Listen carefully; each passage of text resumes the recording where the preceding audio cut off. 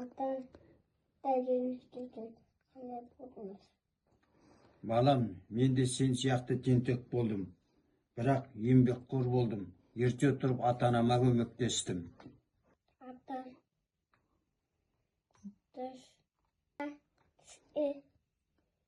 ол кім атанатын еді? Менің әкем, сен үлкен ата-бабаң ақыл айтатын еді. Үлкенді сыйла, кішіге құрмет көрсет, дейді балам. Кешке ата болғым келеді. Жақсы оқы. Еліңді сүй, жеріңді сүй. Жақсы. Ата-ананы тыңдайтын жақсы бала бол. Мен уәде берем, тәртіпті болам екен. Онда мен саған бата берейін.